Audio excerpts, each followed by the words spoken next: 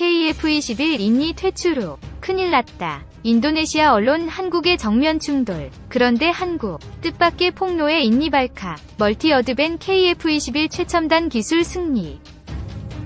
최근 100년간 벌어진 전쟁에서 가장 눈부신 기술력을 보여준 분야는 항공 무기체계였습니다. 그 중에서도 공중 장악의 역할을 맡은 전투기가 핵심이었는데요.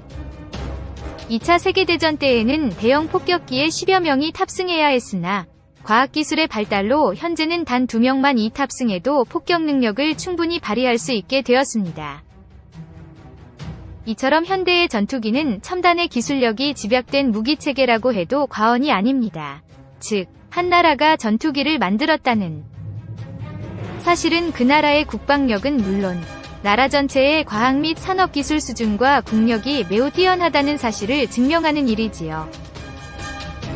그렇다면 이렇게 중요한 무기체계인 전투기의 전투력에 가장 큰 영향을 끼치는 능력은 무엇일까요? 전문가마다 의견이 다를 수 있지만 크게 세 가지를 핵심 능력으로 꼽습니다. 첫째로 우세한 위치를 점할 수 있는 기동력. 둘째로 많은 무장과 우수한 무기를 탑재할 수 있는 무장 탑재력. 셋째로 상황을 파악하고 적을 찾아낼 수 있는 표적 획득 능력입니다. 한반도를 수호할 최초의 국산 전투기 KF-21 보람의 출고. 지난 4월 9일 자랑스러운 대한민국 최초의 국산 전투기 KF-21 보라매가 전 세계에 첫 선을 보였습니다. 보라매라는 이름에는 21세기 첨단 항공 우주군으로의 도약을 위한 중추 전력, 21세기 한반도를 수호할 국산 전투기라는 뜻이 담겨 있다고 해요. KF-21은 공군의 장기운영 전투기를 대체하고 차세대 전투기로서 미래 전장에서 연공 수호를 담당할 것입니다.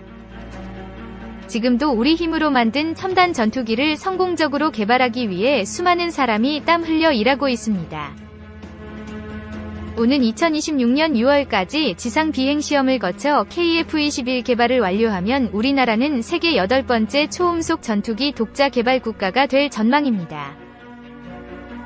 KF-21 보라매의 3대 핵심 장비 KF-21은 동체 길이 16.9m, 폭 11.2m, 높이 4.7m로 F-16 전투기보다 크고 F-18 전투기와 비슷한 크기입니다.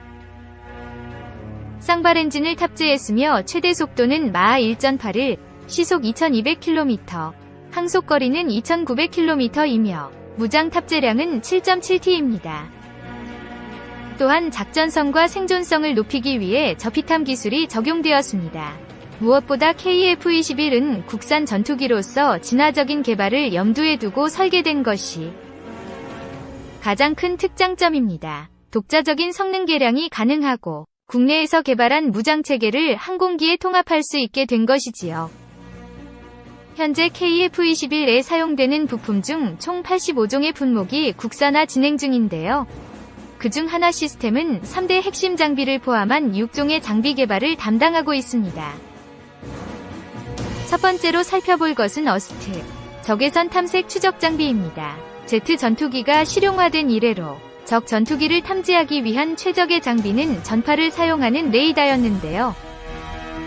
1960년대 후반부터 스웨덴의 J-35, 미국의 F-8과 F-4, 구소련의 MiG-23, 이 레이더를 보조하기 위한 표적 획득용 카메라를 장착하기 시작했습니다. 그 이유는 무엇일까요? 바로 피하 식별 문제 때문이었습니다. 당시의 레이더로는 적과 아군을 혼동하기 쉬워 조종사가 직접 눈으로 보고 판단할 필요가 있었기 때문이지요. 그 후 야간에도 정확하게 적을 추적하기 위해 적외선 카메라를 사용하게 된 것이 IRST-V 시초입니다. 1970년대에서 1980년대로 진입하면서 세계 각국은 발전된 엔진과 레이더 기술을 갖추기 시작했습니다. 그 결과 일명 4세대 전투기라고 불리는 기체가 탄생하는데요. 전투기 레이더의 성능이 과거와 비교할 수 없을 정도로 발전하면서 레이더의 추적, 탐색을 방해하는 전자전 기술도 함께 발달했습니다. 전자전 상황에서 적 항공기를 탐지할 장비가 더욱 중요해진 셈이지요. 그래서 MiG-29, Su-27, F-14와 같은 전투기들이 IRST를 갖추기 시작했습니다. 현대에도 IRST 역할은 매우 중요하게 여겨집니다. 적외선 추적 방식으로 적에게 탐지되지 않고 조용히 적을 감시할 수 있기 때문입니다. 또한 여러 대의 적기를 동시에 추적하고 이 정보를 레이더와 연동할 수 있는 점도 전략적으로 기묘하게 작용합니다. 유로파이터 타이푼, 라팔, 그리펜 2, F-35와 같은 최신의 전투기들에 거의 빠짐없이 IRST가 장착되고 있습니다. 하나 시스템이 개발하여 KF-21에 장착될 IRST는 이들 전투기와 동등한 성능을 갖췄습니다. 또한 현재 우리 공군 전투기에서 현재 운용 중인 외부 장착형 IRST보다 소형화 경량화되어 KF-21의 공중전 성능을 크게 높일 수 있을 것으로 기대됩니다. 두 번째로 살펴볼 것은 AOTGP 전자광학 표적 추적 장비입니다. 짧게 타겟팅 포드라고도 불리며 전투기 외부에 장착되어 표적 추적하는 방식의 장비인데요. IRST와 비슷하게 적외선 카메라가 사용되지만 주간 TV 카메라와 레이저 거리 측정기가 더해져 훨씬 복잡한 구조를 지니고 있습니다. AOTGP가 중요한 이유는 전투기의 공대지 임무, 지상의 표적을 추적하고 공격하는 임무에 필수적인 장비이기 때문입니다. 과거에는 전투기나 폭격기가 일정 지역에 대규모로 폭탄을 투하하는 융단 폭격 방법이 많이 사용되었습니다. 하지만 현대전에서는 아군 피해를 줄이고 효과를 극대화하기 위한 초정밀 공격으로 방향성이 바뀌었지요. 이때 타겟팅 포드가 반드시 필요합니다. AOTGP에 탑재된 정밀 전자광학 카메라와 적외선 카메라는 지상 및 공중 표적을 탐지할 수 있는데요. 특히 아래 과정을 통해 지상 공격 임무에서 초정밀 공격을 가능하게 만듭니다. 하나 시스템의 AOTGP는 KF-21의 왼쪽 공기 흡입구 아래에 장착되어 위와 같은 임무를 수행합니다. 현재 전 세계적으로 널리 수출된 스나이퍼 포드나 라이트닝 포드보다 우수한 성능을 갖춰 KF-21뿐만 아니라 여러 국산 및 외국산 항공기에도 장착될 수 있으리라 기대되고 있습니다. 마지막으로 살펴볼 장비이자 전투기에서 가장 중요한 표적 탐지 및 추적 장비가 바로 A24 능동 전자주사식 위상 배열 레이더입니다. 쉽게 말해 기계식 안테나 대신 전자식 송수신 모듈이 각종 기능을 수행하는 레이더라고 할 수 있습니다. 전파를 사용해서 표적을 탐지하는 레이더의 핵심 부품은 송신과 수신을 담당하는 안테나인데요. 1940년대부터 등장한 파라볼라 형 안테나를 시작으로 1980년대까지는 평평한 안테나인 플래너 어레이 안테나를 사용했습니다. 이런 안테나는 마치 액션캠이나 스마트폰에 가는 짐벌처럼 3축으로 된 구동장치에 연결되어 있는 형태였습니다. 비행기 방향과 관계없이 일정한 각도로 레이더 전파를 쏘거나 이리저리 움직이면서 넓은 영역을 탐색하여 표적을 탐지했지요.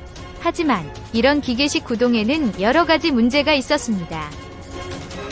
전투기 레이더는 마하의 속도로 급격한 기동을 하는 전투기에 탑재되어 똑같이 마하의 속도로 움직이는 적 전투기를 탐지해야 하는데요. 모터의 힘으로 빠르고 정확하게 방향을 바꾸기에는 한계가 있었던 것이지요. 이런 기계식 구동의 단점을 해결하기 위해 모터가 아닌 전파에 간섭을 이용하여 레이더 전파를 바꾸는 위상 배열 기술이 개발되었습니다.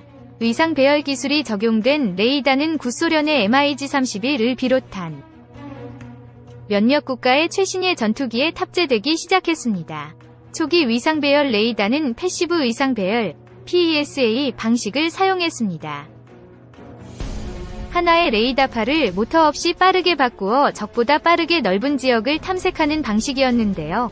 기술이 발전하면서 안테나 하나하나를 마치 작은 레이더처럼 수신 모듈로 바꾸는 액티브 위상 배열 AESA 레이더가 연구되기 시작했습니다. 미국과 일본이 최초로 연구하기 시작한 전투기용 AESA 레이더는 그 개념이 알려졌을 때부터 군사 전문가들의 엄청난 주목을 받았습니다. 위상 배열 방식을 통해 모터를 쓰는 기계식 레이더보다 훨씬 빠르게 넓은 면적을 탐지할 뿐만 아니라 멀티태스킹이 가능한 특성 때문에 어마어마한 잠재력을 가졌다고 평가받았기 때문입니다. AESA 레이더는 강한 출력과 넓은 안테나 크기로 같은 크기의 기계식 레이더보다 훨씬 강력한 레이더 빔을 만들 수 있습니다. 또한 레이더의 T.R 모듈 소자 하나하나가 사실상 작은 레이더의 역할을 하므로 천여 개의 모듈 중 몇 개가 고장이 나도 임무 수행에 전혀 지장이 없는 높은 신뢰성을 가지게 되었습니다. 뿐만 아니라 각각의 T.R 모듈에 서로 다른 역할을 부여할 경우 기계식 레이더보다 훨씬 더 많은 표적을 동시에 탐색 추적할 수 있습니다. 지상의 표적을 탐지하면서 공중 표적을 함께 탐지해 공대공 미사일과 유도폭탄을 동시에 발사하는 것도 이론적으로 가능해졌지요. 적보다 더 멀리 빠르게 탐지하면서도 한 번에 여러 기능을 수행할 수 있는 AESA 레이더. 전투기 기술의 게임 체인라고 해도 과언이 아닙니다. 이러한 첨단 레이더를 우리 기술로 만들어 KF-21에서 운용한다는 점에서 그 의미가 매우 각별합니다. 미국의 기술 지원 거절에도 불구하고 F2, 라팔, 그리펜 이와 같은 해외의 AESA 장착 전투기에 전혀 밀리지 않는 우수한 성능의 AESA를 만들어낸 것입니다. KF-21이 한반도 주변의 지상 해상 공중의 그 어떤 위협에도 대처하고 싸워서 이길 수 있는 레이더를 만든 것은 대한민국 방위산업의 가장 큰 쾌거 중 하나라고 말할 수 있습니다.